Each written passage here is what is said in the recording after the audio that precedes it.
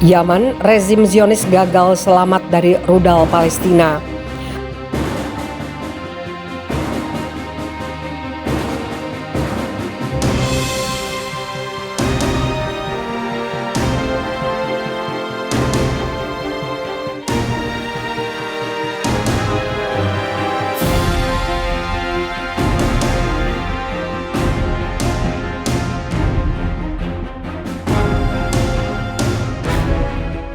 Anggota Dewan Tinggi Politik Yaman mengatakan operasi Tar al-Ahrar, kelompok perlawanan Palestina, telah menggagalkan upaya rezim Zionis untuk selamat dari rudal perlawanan.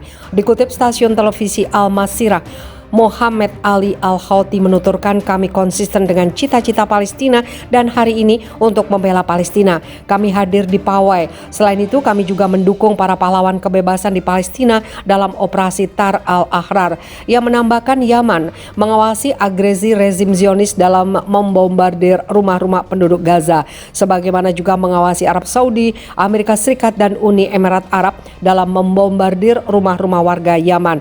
Mohammed Ali Al-Houthi menjelaskan, "Hari ini kami menyaksikan kekalahan Saudi dan UEA dalam menghadapi Yaman. Di saat yang sama, kubah bersih rezim Zionis tidak mampu menghadapi rudal perlawanan Palestina."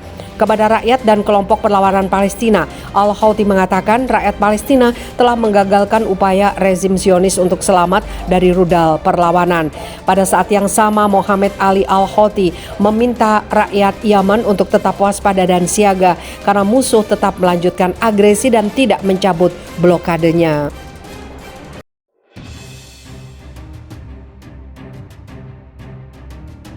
Perang 5 hari ungkap lemahnya Iron Dome Israel. Serangan militer rezim Zionis Israel ke jalur Gaza dihentikan setelah berlangsung selama 5 hari dan menjelang hari Nakba. Kelompok-kelompok pejuang Palestina membalas agresi militer Israel dengan menembakkan ribuan roket dan rudal ke wilayah Palestina pendudukan. Roket pejuang Palestina yang mengenai rumah dan gedung di wilayah pendudukan membuktikan kerentanan rezim Zionis yang selalu membanggakan sistem Iron Dome. Pekan lalu, pasukan Zionis mengumumkan dimulainya operasi militer baru yang disebut Perisai dan Anak Panah terhadap Gaza. Rezim ini melancarkan serangan udara secara sporadis ke wilayah yang diblokade sejak 2007 itu. Pada hari kedua invasi rezim Zionis ke Gaza, Kamar Operasi Gabungan Kelompok Perlawanan Palestina mengumumkan dimulainya operasi Tar al-Ahrar, pembalasan oleh orang-orang bebas. Setelah pengumuman tersebut, para pejuang Palestina mulai menembakkan roket dan rudal ke arah wilayah pendudukan. Akhirnya, pada hari Sabtu 13 Mei, dengan mediasi Mesir dan Qatar, diumumkan gencatan senjata. Perang ini dapat dianalisis dari dua dimensi. Pertama, serangan udara militer Zionis telah menimbulkan korban jiwa dan kerugian materi di Gaza. Menurut Kementerian Kesehatan Palestina, 33 orang gugur syahid, 190 lainnya terluka dalam kejahatan baru Israel di Gaza. Sayara Al-Quds, sayap militer Gerakan Jihad Islam Palestina, mengumumkan bahwa 11 komandan dan pejuang kelompok ini gugur dalam pertempuran Tar al-Ahrar dan serangan rezim Zionis ke Gaza selama 5 hari. Kedua, dimensi lain dari perang ini adalah banyaknya kerusakan yang ditimbulkan oleh serangan balasan kelompok perlawanan Palestina di wilayah pendudukan. Menurut militer rezim Zionis, selama perang 5 hari, para pejuang Palestina telah menembakkan 1.469 rudal dan roket ke wilayah pendudukan.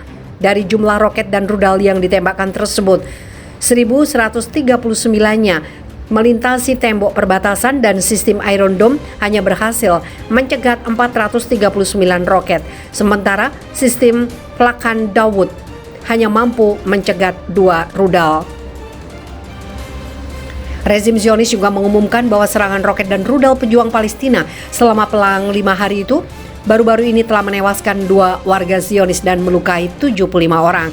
Dari analisis tersebut dapat disimpulkan bahwa pejuang Palestina rata-rata menembakkan 294 roket setiap hari ke wilayah pendudukan. Hal ini menunjukkan bahwa Jihad Islam Palestina memiliki banyak senjata di gudang senjatanya. Selain itu, sistem pertahanan udara Israel hanya mampu mencegat kurang dari 1/4 rudal dan roket yang ditembakkan. Hal ini juga menunjukkan kerentanan sistem pertahanan udara Israel dan kerentanan militer rezim ini secara umum. Pengeluaran biaya yang sangat besar oleh rezim Zionis untuk memperbanyak Iron Dome dan sistem pertahanan udara lainnya tidak menjamin keamanan bagi rezim ilegal ini. Jatuhnya korban yang sedikit di pihak Zionis lebih disebabkan karena mereka berlindung di bunker. Kabinet Perdana Menteri rezim Zionis Benyamin Netanyahu yang ingin memamerkan kekuatan militernya dalam serangan ke Gaza harus menyerah setelah 5 hari perang dan terpaksa menerima gencatan senjata. Jika serangan dilanjutkan, ketidakpuasan terhadap Netanyahu akan meningkat. Peristiwa ini dan terungkapnya kerentanan rezim Zionis terjadi dalam situasi ketika rezim ini akan merayakan ulang tahun pendiriannya tanggal 14 Mei 2023 adalah hari yang bertepatan dengan peringatan 75 tahun berdirinya rezim Zionis. Alih-alih menyaksikan kekuatan dan keamanannya pada peringatan tersebut, namun rezim Zionis justru menghadapi kerentanan keamanan. Kekhawatiran Israel atas keamanannya juga semakin meningkat. Kata Nakba mengingatkan dua kenangan yang sangat getir dalam memori publik Palestina. Pertama, pembentukan rezim Zionis Israel pada tahun 1948 dan kedua, pengusiran lebih dari 800.000 orang Palestina dari tanah airnya. Saat ini jumlah pengungsi Palestina telah mencapai sekitar 6 juta orang. Pada dasarnya, Hari Nakba adalah narasi dari sebuah tragedi kemanusiaan yang telah menghancurkan sebagian besar pondasi politik, ekonomi, budaya, dan hak rakyat Palestina demi membuka jalan bagi munculnya sebuah rezim ilegal. Di antara tindakan Israel sejak 1948 adalah penghancuran lebih dari 675 kota dan desa, perampasan tanah Palestina, pembangunan distrik Zionis, pengusiran penduduk Palestina, penghancuran warisan dan identitas nasional Palestina, dan penggantian nama Arab dengan Ibrani. Hari Nakba juga menyimpan kisah tentang puluhan kasus pembantian massal dan kejahatan brutal rezim Zionis terhadap ribuan wanita, pria, dan anak-anak Palestina, seperti pembantaian yang dilakukan Israel di Kafr Qasim dan Deir Yassin. Pada 29 April 1956, sebanyak 48 warga Palestina termasuk 6 wanita dan 23 anak-anak di desa Kafr Qasim, tepi barat gugur syahid karena tanpa sebab diberondong peluru oleh tentara Zionis.